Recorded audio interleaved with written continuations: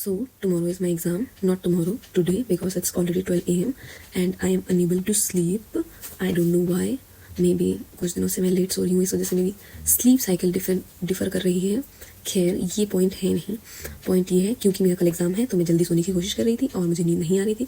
और जब नींद नहीं आती है तो इंसान क्या करता है? It's called over thinking. और मेरे घर में सब सो रहे हैं, इस वजह से आवाज़ थोड़ी वैसी हो सकती है, तो डोंट माइंड. खैर इंपॉर्टेंट पॉइंट इज़ मैंने ओवर थिंकिंग करते हुए मुझे क्या याद आया. मुझे याद आया कि लखनऊ का एक फ़ेमस टेम्पल है और वो है हनुमंत धाम. तो मैं वहाँ गई थी रिसेंटली, नहीं बहुत टाइम हो गया उसको, जैसे अभी सर्दी आ गई है, पिछली सर्दियों में मैं गई थी और अपने कुछ रिलेटिव्स के साथ वहाँ गई थी मैं.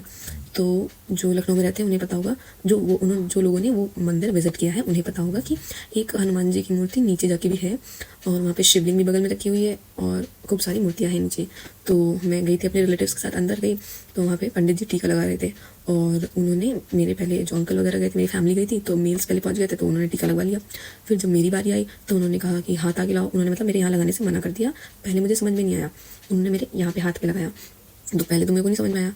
फिर मैं पीछे हट गई. फिर मेरा देखो तुरंत वो हुआ ना कि इमीडिएट नहीं, बट मैं जब 2 कदम पीछे हटी हूँ उन्होंने कहा नहीं नहीं आपको नहीं लगाएंगे ऐसे करके. तो मेरे को समझने में थोड़ा सा लगा, 10-15 सेकंड लगे मुझे समझने के लिए. तो मेरे को समझ में आया. फिर मैंने नहीं देखा कि मेरी फैमिली के साथ हूँ, मैं किसके साथ हूँ. मैंने उनसे क्वेश्चन कर दिया कि आप मेरे यहाँ पे टीका क्यों नहीं लगाएंगे.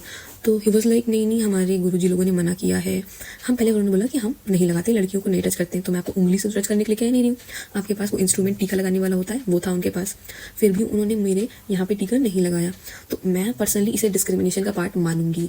मैंने उनसे क्वेश्चन किया ये कहाँ लिखा है कि आप टीका लगाते वक्त लड़कों को टीका लगा सकते हैं, लड़कियों को नहीं लगाएंगे. अगर आपको इतनी ही प्रॉब्लम थी तो आप यहाँ पे कोई फीमेल पंडित को रखना चाहिए, आपको नहीं रहना चाहिए यहाँ पे. तो ही वॉज लाइक नहीं नहीं मैं वो हूँ, क्या कहते हैं उसे, जो शादी नहीं करते, पूरी लाइफ टाइम शादी नहीं करते हैं, मैं वो हूँ.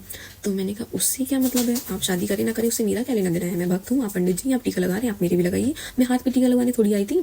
तो ही वॉज लाइक नहीं नहीं हमारे गुरु लोगों ने मना किया है, ये हमारा रूल है, हमारा धर्म भ्रष्ट हो जाएगा. तो मैंने कहा कहाँ लिखा है ये, आप मुझे ये बताइए, गुरु से बात कराइए मेरी. तो उन्होंने कहा वो यहाँ नहीं है, उन्होंने हमें बोला गया करने के लिए, इसलिए ऐसा वैसा. तो मैंने कहा मुझे बताइए, मैंने भी पढ़ा है कहाँ पे लिखा हुआ है ये कि आप ऐसा नहीं करेंगे या आपका धर्म टूट जाएगा, बिखर जाएगा. उन्होंने ऐसी बहुत सारी बातें बोली. तो उन्होंने मुझसे काफ़ी देर बहस की.